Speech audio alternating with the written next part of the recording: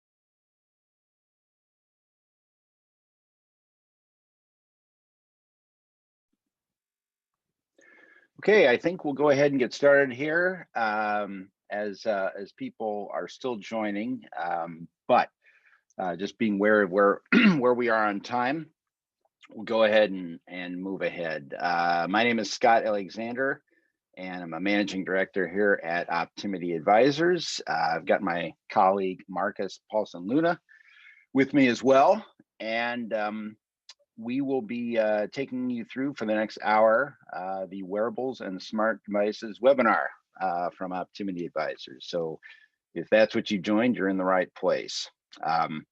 During the session, we've got several polls that we will be asking you to participate in. That just gives us and the audience a better idea of where people, really where you or your organization sits in this whole rapidly expanding ecosystem of wearables. So without further ado, we'll go ahead and fly right in. First, a bit about Optimity. We're a consulting organization based out of DC, mostly but not completely centered on healthcare. About 2/3 of our work is healthcare. We also do work in the consumer space, as well as media and entertainment and some financial services. But the overriding theme is we focus on what we call human-centered strategies and solutions, which really means customer experience, patient experience, user experience, member experience. It's optimizing how the human, how the person works with this ever-growing digital world. And as everybody knows, the digital world has many pieces and parts, and the parts we'll be focusing on today are these wearables. So we'll dive in a bit and talk about the state of wearables today. It's forever changing. The last time we did this webinar, we didn't have as many wearables devices to talk about as we do today. So it's growing quickly. And then we'll associate that with trends in the healthcare industry. That's a big area of growth for wearables, and the area that we'll spend most of the time talking about today. Dive into what the value is of that kind of wearables data, mostly in the healthcare industry. And then get a bit more practical and talk about, with all of this flood of wearables data, how do you harness it? How do you make it work for you? So the high level is that the whole IoT space is growing incredibly. It reached 534 billion, or it's projected to reach 534 billion in 2025. And that's roughly a 20% compounded annual growth rate. And this isn't going to surprise anybody on this phone call. We're seeing evidence of IoT growth, not just in healthcare wearables, but everywhere, whether it's the Roomba that vacuums your floor automatically, or if you're in manufacturing, all of the sensors that load up machines and assembly lines to keep them running smoothly. So they're all connected to the internet, and they all have an IP address that allows you to monitor them. The question that we'll be hopefully addressing as much as we can in the next hour is what are they in the healthcare space, and how do you make use? What's the value, and how do you make use of of all of that IoT data that in this case is in the wearable space? It's also part of a perfect storm, or a virtuous cycle, where consumers are increasingly more open to sharing their healthcare data, and now there's all these devices to allow them to do it. So it's really creating a ton of opportunities for people in and outside the healthcare space to take advantage of this. So now I'm going to hand it over to my colleague Markus, and he's going to update a bit on where wearables devices are showing themselves today. Yep, I'll just be talking about wearable adoption and what's on the market right now. So just to start things off, wearable adoption has actually been growing at a really fast rate. Currently, around 21% of Americans are using some sort of smartwatch. So to just do a quick poll, we're going to ask you guys what kind of smart watches you're using today, if you are using one. So I'm launching that now. We'll leave it open for a few minutes.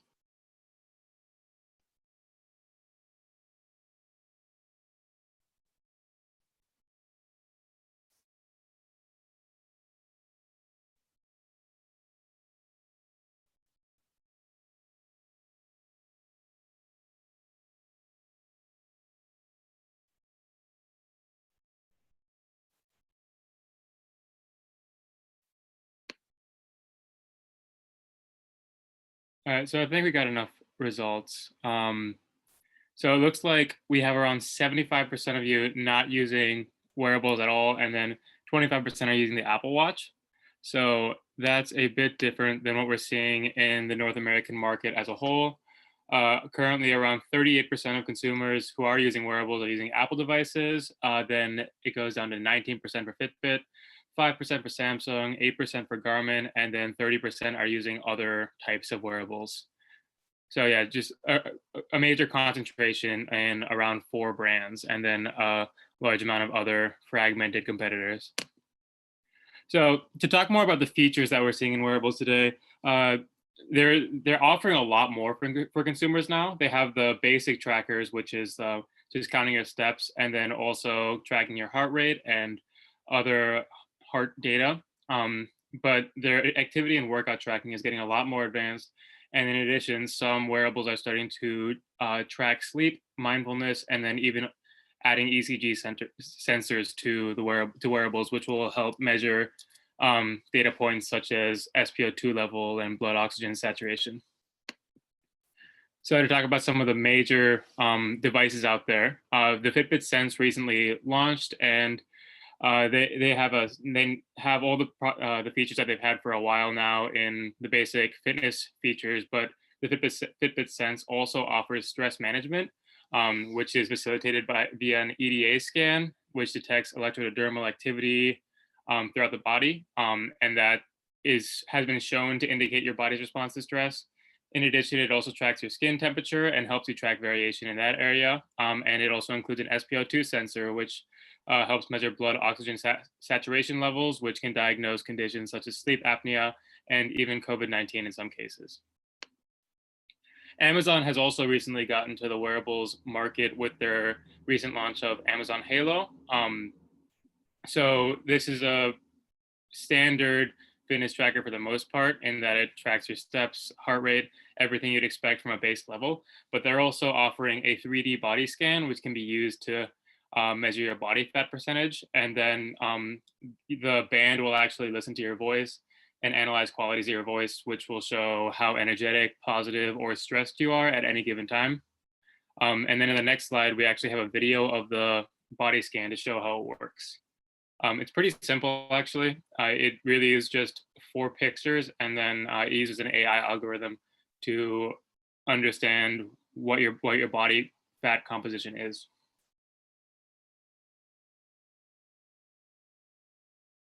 So as you can see, really simple. It really shows a lot of the potential that wearables have in the future, and as more big tech players get involved in them. So there are also some advanced trackers on the market, mainly the Whoop tracker and the Oura Ring. These measure both respiratory rate and heart rate variability, in addition to the more basic data points that you're seeing in most wearables. So these are both really important to diagnosing serious conditions. The respiratory rate has been shown to be able to diagnose COVID-19, which we'll talk a little bit more about in some following slides. And then heart rate variability is very useful for diagnosing various heart conditions, and also just giving you an idea of how ready your body is to execute at a high level. So speaking of the COVID-19 diagnosis using respiratory rate, there was actually a case study. Nick Watney was on the PGA Pro Tour, and everybody on the Pro Tour uses a Whoop band. So he was tracking his respiratory rate with the Whoop band and saw a massive spike in his respiratory rate on, I think, yeah, it was on Thursday. And so he was very concerned by it and went to see a doctor and was actually diagnosed with COVID-19. He did not have any symptoms at that time and had no knowledge that he'd been diagnosed previously. And after doing some more research into it, they realized that respiratory rate variation is actually very good at diagnosing COVID-19.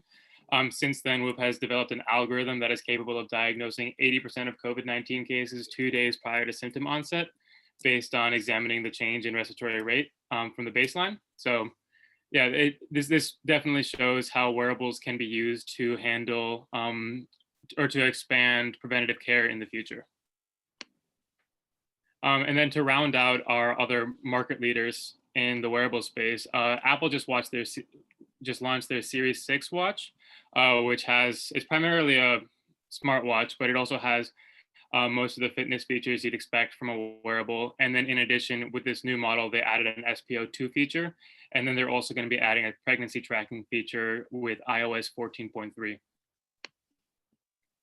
And then finally, smart medical devices have also become much more popular. And these are really, really useful in chronic condition management. So we're seeing things such as smart continuous glucose monitors, smart insulin pens, connected inhalers, smart thermometers, mindfulness devices, and smart nicotine patches. So these will track your medicine usage or insulin intake and give you long-term diagnostics on that. So that's really helpful for both you and your provider in helping manage chronic conditions. So overall, there are a variety of benefits and challenges that this expansion in wearables technology are posing to consumers. So from the benefits, we're expecting advancements in health monitoring, which just because consumers have so much more access to their health data at their fingertips.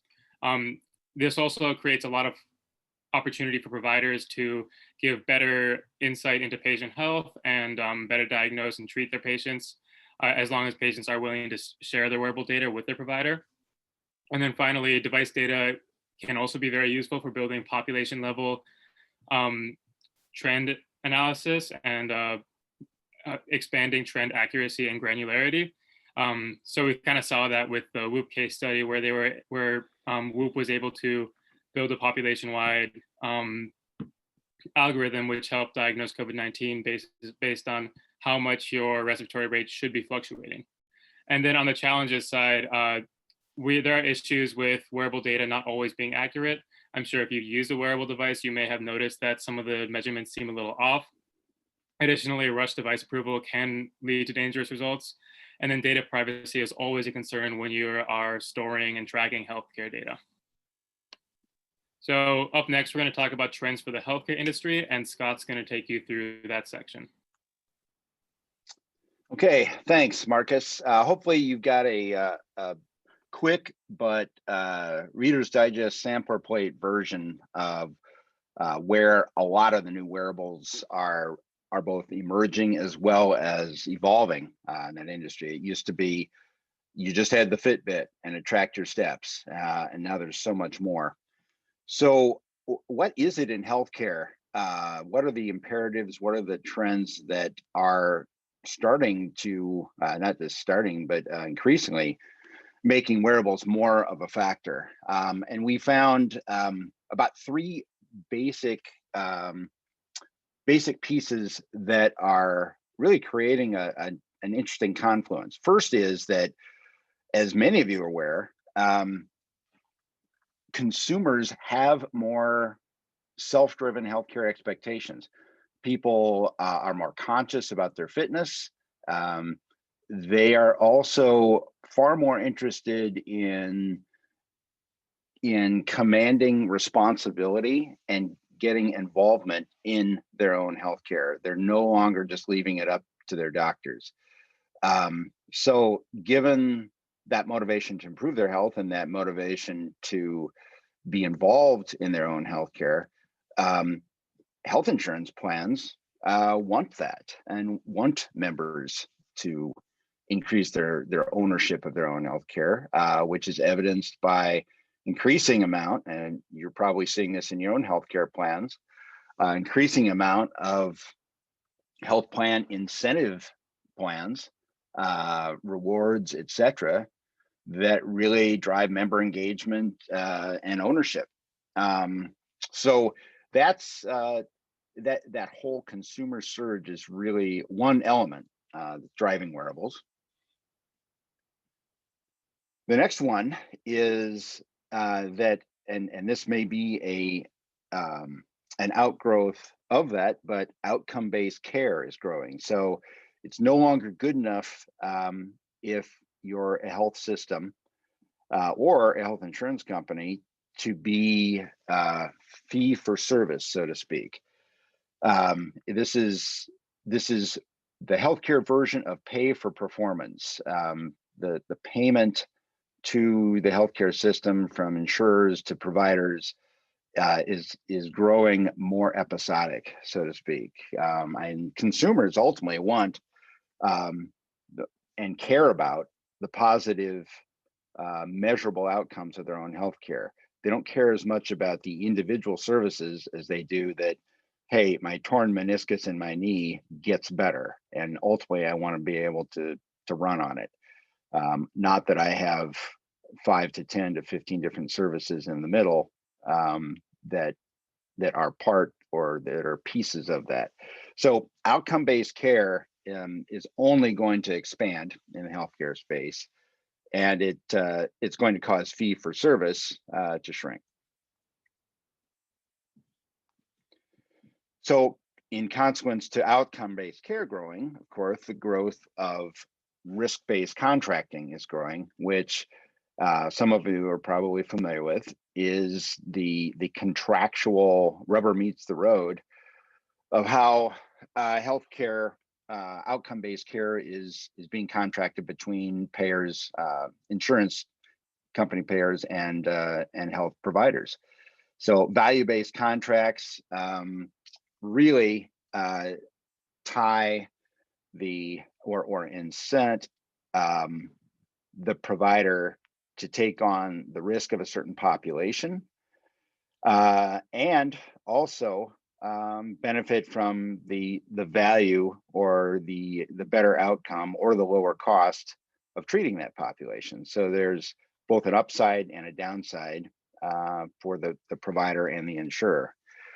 The bottom line is that in either case, the provider or the payer will be increasingly dependent on descriptive and predictive analytics to be able to predict how a population is going to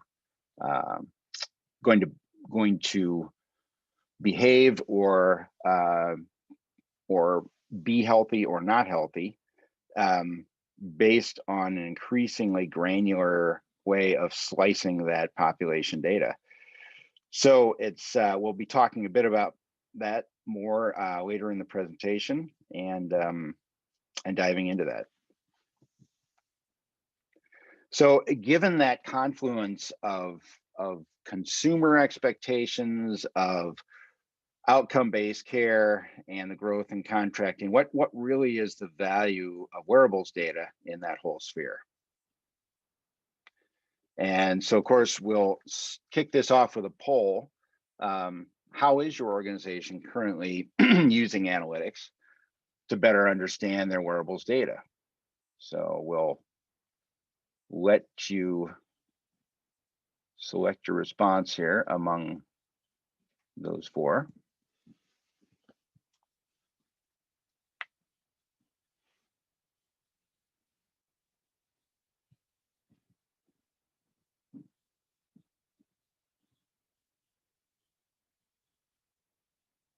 Okay. Looks like the majority are in, not surprisingly, in the exploration stage of applying analytics to their wearables data. So not surprising. We'll talk a little bit more about the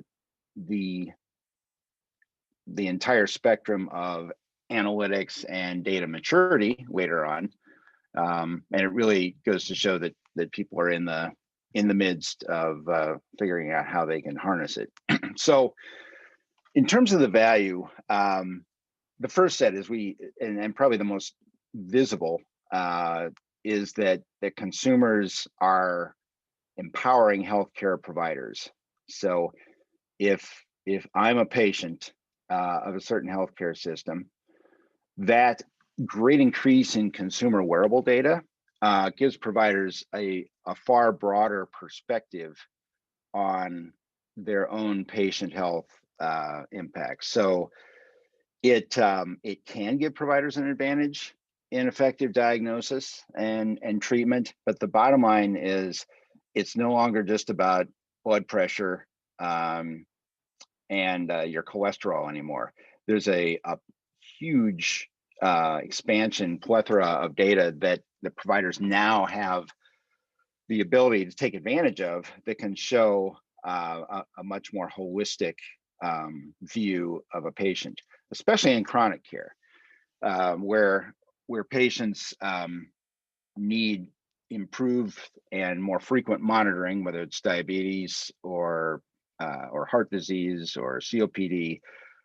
Wearables allow that to happen, and really also, in addition to knowing the patient better, as we mentioned before, allows providers to more accurately measure and assess their macro populations and be more tuned and ready for value-based contracts.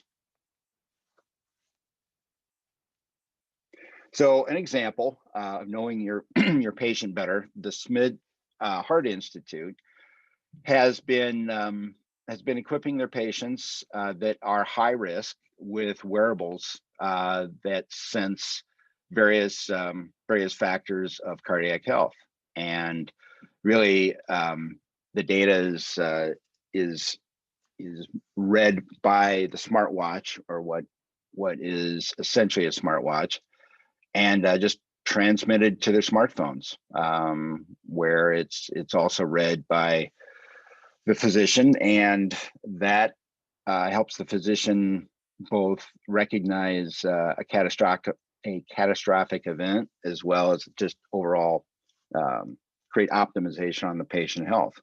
This used to be just the domain of if you had a pacemaker and your cardiac rhythms were relayed via they called it a Kleenex box, but basically a box that sat by your bed that read your data from your heart. Now it's the ability to monitor this information is much more ubiquitous and much more available to our patients.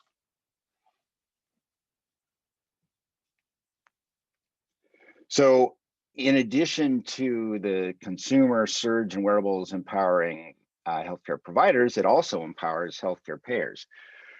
So a broader clinical and lifestyle data pool basically motivates payers and providers to share data between them, which may sound a bit contradictory at first, but when you've got this broader pool of healthcare data that shows a more holistic view of a member, of an insurance member, it enables that ability to both understand the members' trends in particular, as well as population trends that payers need in order to set benefits, in order to be able to come up with better benefits, or even fine tune them down to more specific populations, whether they're individual populations or populations within their employer customers.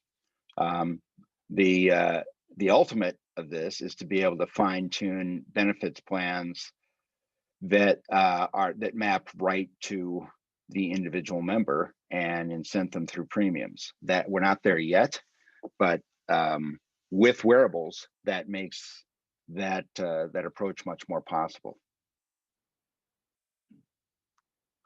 So one example of the journey to this is United Healthcare has their Motion program, where simply those of you with an Apple Watch are very familiar with the three elements that it measures in your basic fitness. So your motion, your exercise, and your standing.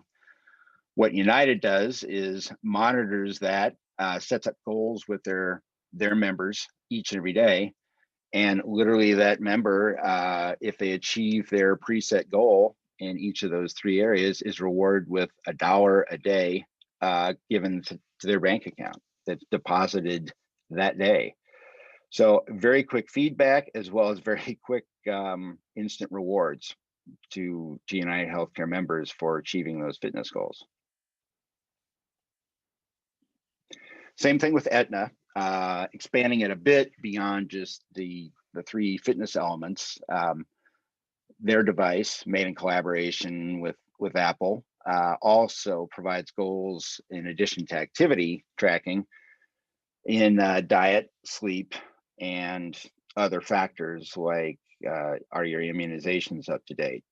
So while those are a little harder to measure per se, it does give Aetna a broader view of or a more holistic set of data around its members.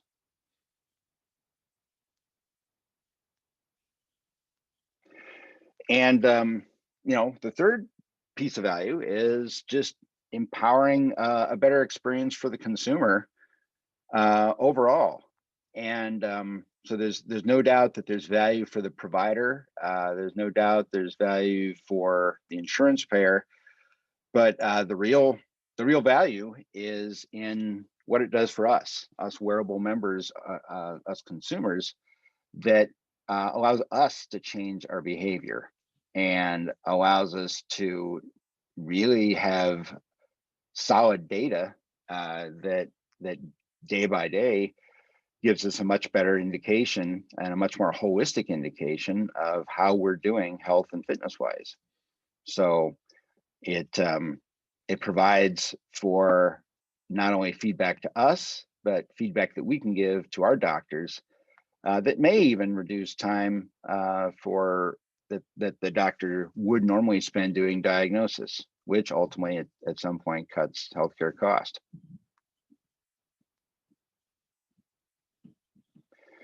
In addition, we hadn't talked about this much, but in the spirit of what all organizations need to do in driving their digital transformation strategy, Wearables is going to influence in a big way the the digital transformation strategy of healthcare providers and payers. Any healthcare provider or payer that's not taking IoT into account in their digital strategy is missing a fairly big component. In fact, IoT has been positioned as the next broad gateway to data analytics leverage. So the first gateway being that everybody got onto the web. They were sharing their their information on social, which really spawned the first wave of large analytics. Now that data is going to come from much more numerous and higher volume areas of data through IoT, and a good chunk of this is going to come through wearables. So it's really going to drive improvements and changes in digital strategy.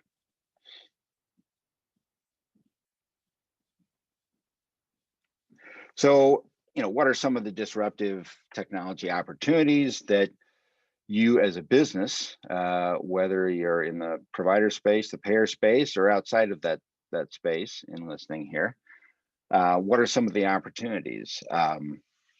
No doubt, the more advanced you go down the analytic spectrum, the more you're considering AI as a piece of that advancement. In fact, what some would argue is the utopia of that analytics maturity advancement. We'll hit on that a bit later, as well as blockchain.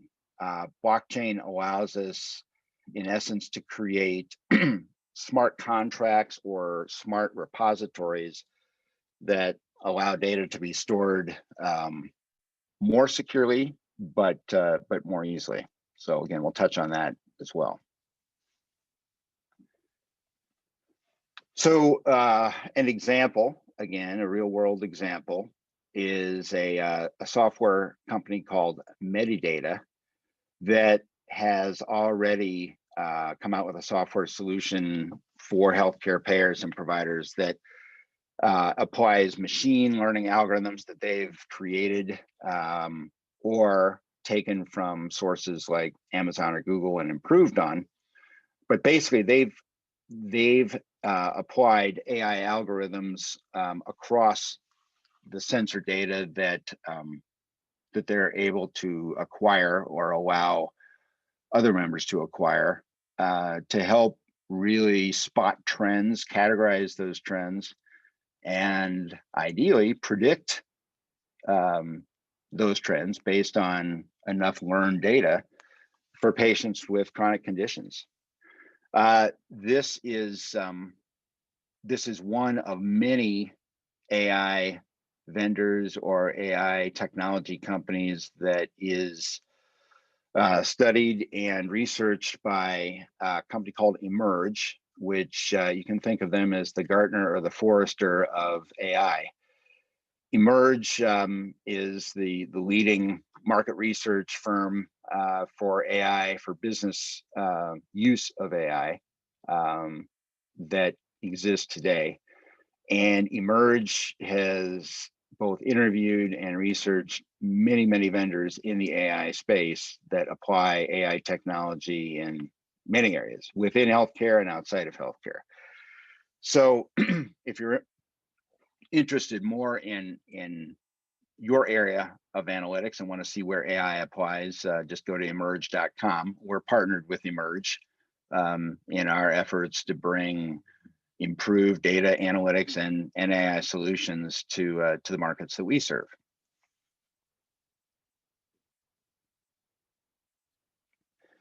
So we mentioned blockchain, and we could probably spend an entire 3 or 4 webinars just talking about the impact or the potential impact of blockchain in the future. But the net is that a blockchain application that stores healthcare removes the need for data storage and aggregation from a middleman, meaning a hospital or Epic's EMR system, although Epic's EMR system could be a source, but it basically creates a smart repository, so to speak, that gives patients far more control over their data and far more control over who sees and has access to that data, whether it's their doctors or specialists they've worked with in the past. But blockchain repositories are not fantasy. They're in use right now. They're not ubiquitous by any means, but they are going to expand greatly over the next 5 to 10 years. So keep that on your radar in innovations that will support wearables. So we talked about the various emergence of different wearables devices, the trends in healthcare that would either drive the increase of them or take advantage of them, and then the value to the various healthcare players, whether it's providers, payers, the patients themselves. We're going to get a little bit practical here and talk about the need to, once you've got this wave, this tsunami of IoT data coming from healthcare wearables, how do you harness it? How do you make use of it? And so we'll talk about the acquisition to the harmonization, so to speak. But first, of course, a poll. Let's find out how willing would you be to share your wearables data with your healthcare payer or provider? And just feel free to indicate your response along the spectrum of answers there that you see below.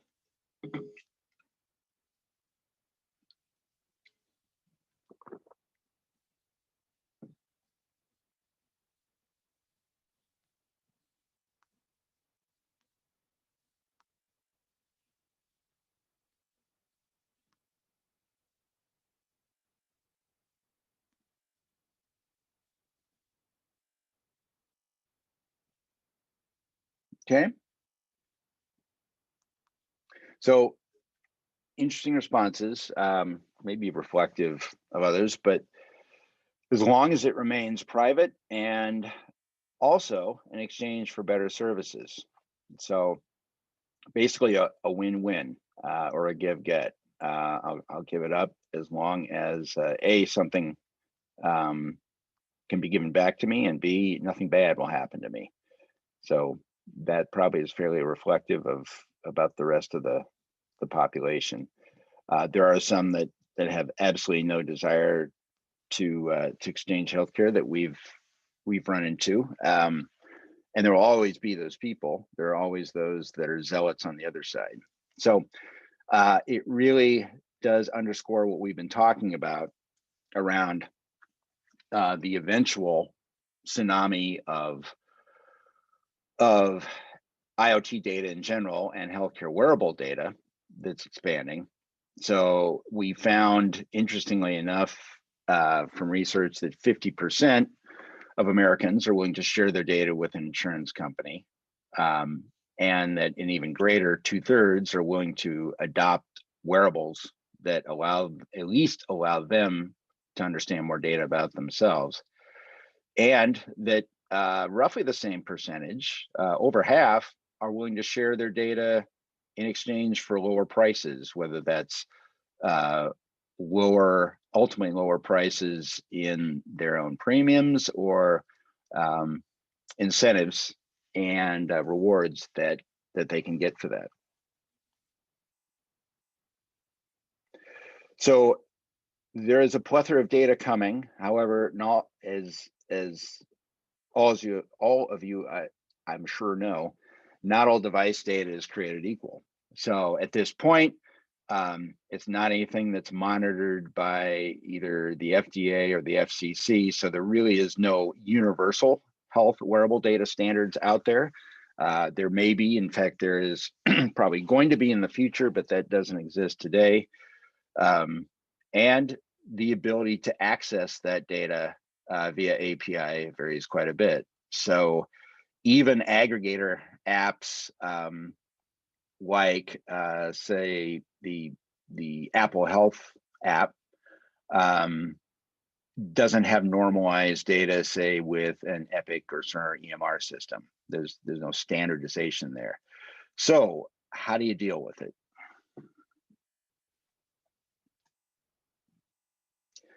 And that's where data harmonization comes in. Many of you on this webinar may be familiar with that. Some of you may not have heard of data harmonization, but in essence, it is how you make disparate sources of data play nice together, and ultimately make them able to be queried and transmitted into to other sources so that you can understand trends and categorize and even predict data and behavior trends across a pretty good ecosystem of different sources, which is going to be very important. The more wearables sources come to bear on healthcare, the more companies that create wearables provide data. It's the data surge is only going to become higher volume. So the ability to do basically these 5 things is going to be just imperative in harmonizing your data, and that's to discover and index and categorize the existing data sources that you have today, and that again will be mounting from these different wearable sources. So there are various software tools that allow you to do that, largely to an automated extent. And the reason I say largely is that really it takes a lot of the manual discovery of different data sources, the structure of that data, and to a certain extent allows you to index those sources and categorize that data enough so that a human can look at it and start to figure out actually the next 4. So start to understand and document the data lineage, so where the data comes from, its origin, and how it flows within an organization. In this case, again, from various wearable sources, it's going to come from a larger number and at higher volume of different sources. Creating metadata for that data, once you understand where those data sources are and how it flows and what the structure is, starting to categorize, create taxonomies and create metadata that tags that data. And then after that, be able to align what they call semantic relationships and terms. So across different healthcare data sources, a person may be referred to as a patient in one data source, as a member in another data source, and as a customer in a third. They're all talking about the same term, and they're all talking about the same data entity. So that is the kind of semantic layer that you need to put across your data once you've been able to discover it and index it. So that's just a very cursory look, for sure, at data harmonization, which in all rights probably deserves its own webinar in and of itself, but will be hugely important for that for any kind of harnessing of wearables data.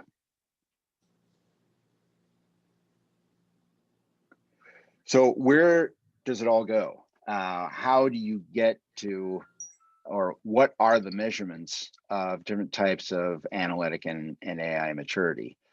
And this is about and many of you have seen this chart before, but this is about as discrete and explainable way of describing it. And that is that after you've got that aligned or harmonized data that I just described, the first step is descriptive analytics, i.e. looking at your data and figuring out, well, what happened? What are the trends?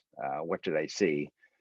And then moving to diagnostic analytics. So not only did I understand what happened, but get an idea as to why it happened, what caused it.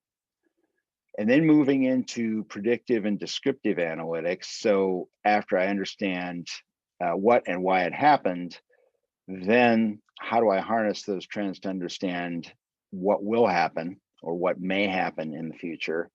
And how can I direct that based on what will happen?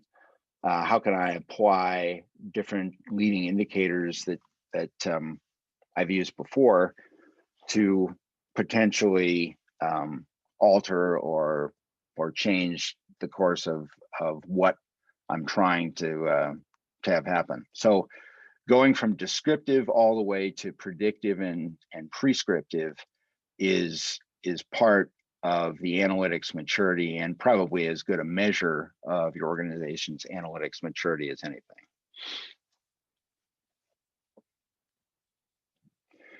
So we'll take time out here and get a reading from our audience on what your organization's analytics maturity is, and how you describe that from these 5 points on that perspective.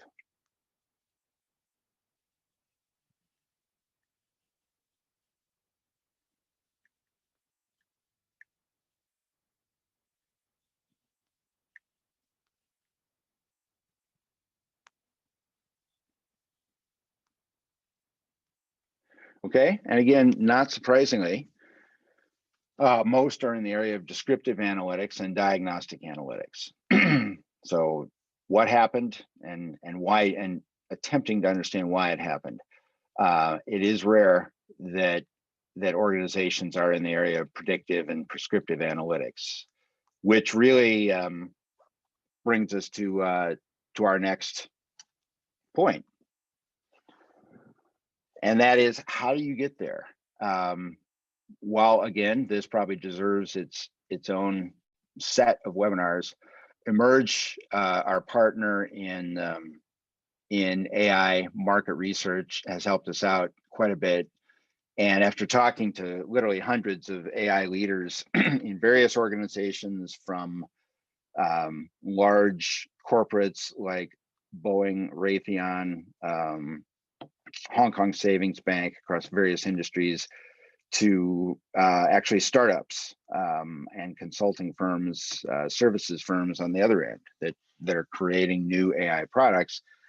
These 7 points are really the AI strategy in a box around being able to harness data and use it to the benefit of your organization. And so this will come into play critically in in the new IoT and wearables ecosystem of data that if you choose to, will be surging on your enterprise. So first, and we'll run through these quickly. First, align your wearables and analytics AI strategy to support your North Star business goals. So in other words, don't abandon your business strategy. Your business strategy is still your strategy. It's align your AI and analytics strategy with that business strategy that has North Star goals around, say, increasing customer satisfaction, or decreasing churn, or increasing revenue, or cutting costs. Those would be examples of North Star goals.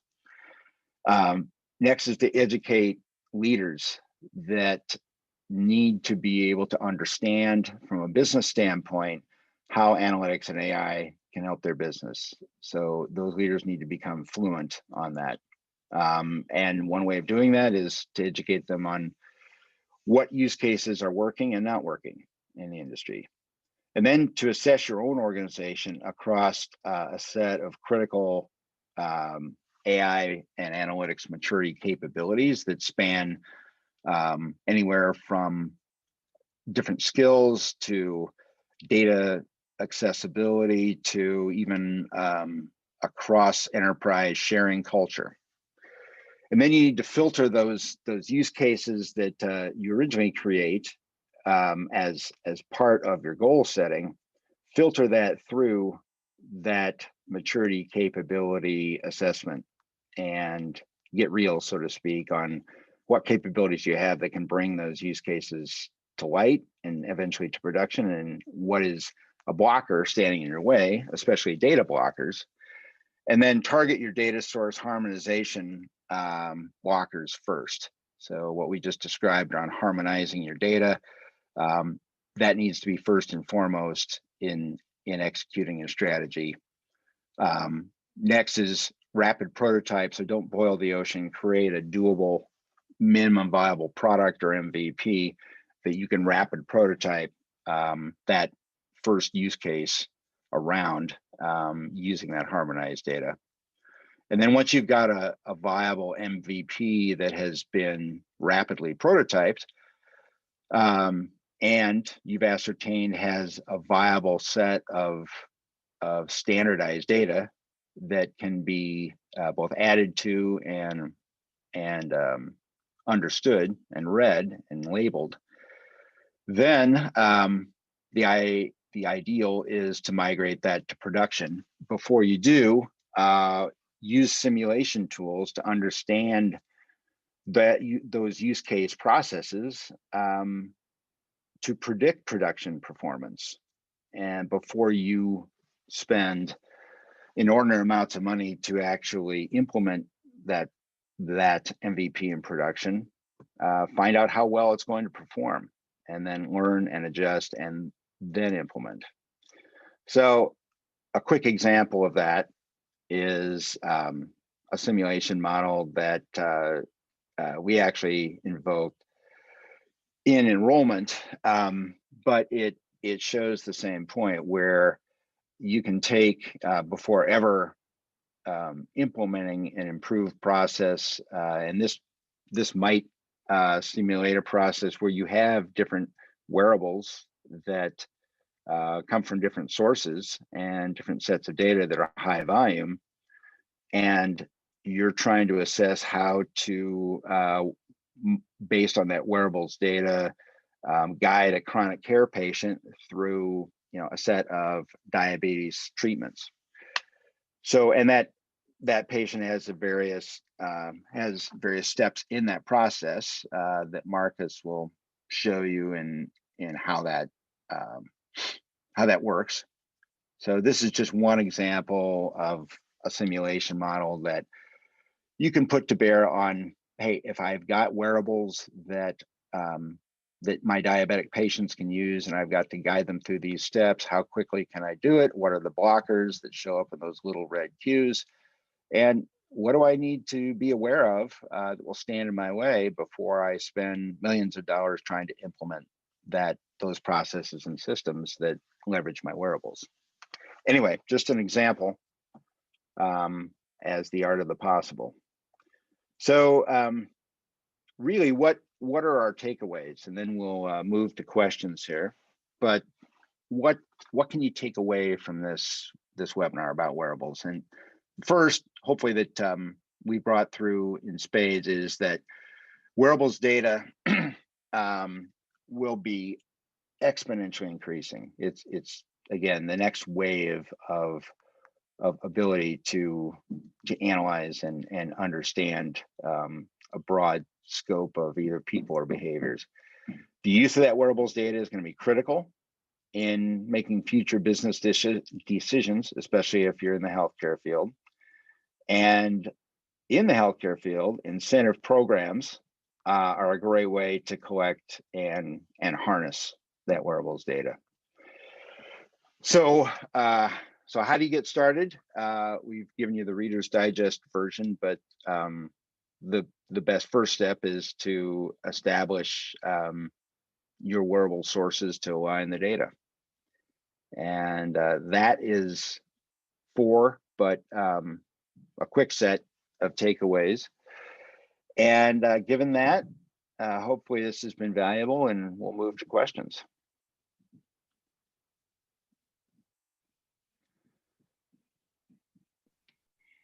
And if any of the audience has questions, they can use the Q&A tool in the conference call, or you are more than welcome to put questions in the chat.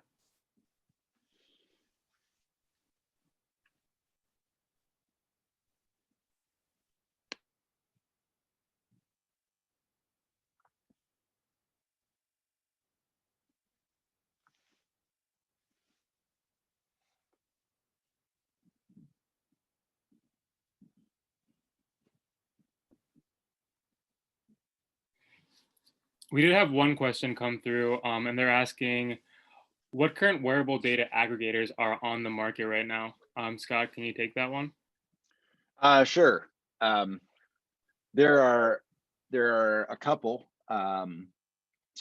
Apple, for those that have an iPhone, Apple has its health app, which is the little heart-shaped icon, red heart that sits on your iPhone. That's one version of an aggregator, since you're able to integrate not just an Apple Watch, but other smart devices, Garmin, not Fitbit yet, I believe, but I might be wrong on that. I think Fitbit is coming, but some of the devices and even some of the medical devices that track diabetes or blood pressure that Markus went through at the start of the presentation can now be aggregated into Apple's health app. The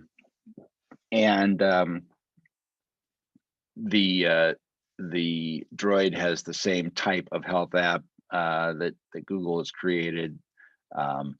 Another aggregator that's growing is actually the Google Home and the Alexis device that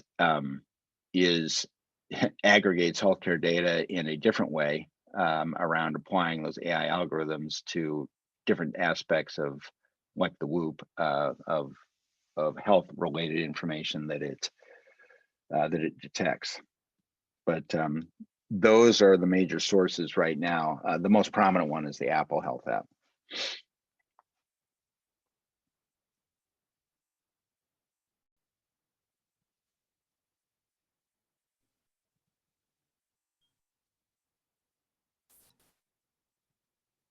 Another question we got is, what are the best ways to consolidate and standardize new wearables data with legacy insurance system data? Okay, so how do you harmonize that data that's coming in?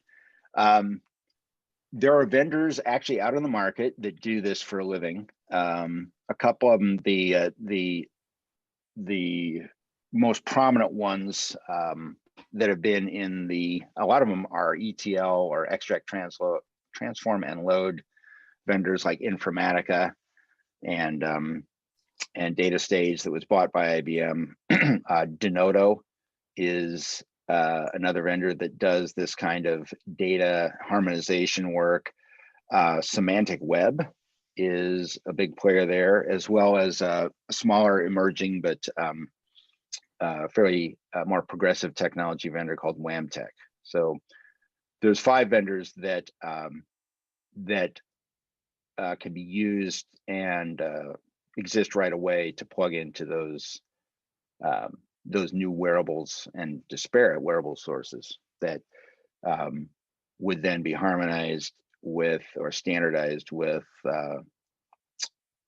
say core admin data from Health Edge or Cognizant Facets or DST or other core healthcare insurance systems.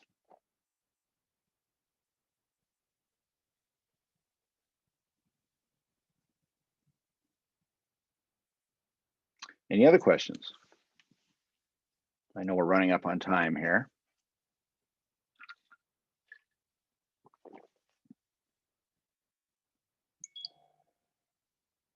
Okay. If there aren't any other questions, we'll go ahead and wrap it up here at the top of the hour. Thank you for taking time out to attend. And certainly if you have any questions afterwards, Markus and I can be contacted at optimityadvisors.com, just first name dot last name. And we can be found out on LinkedIn as well. So thanks for your time and hope to talk to you soon.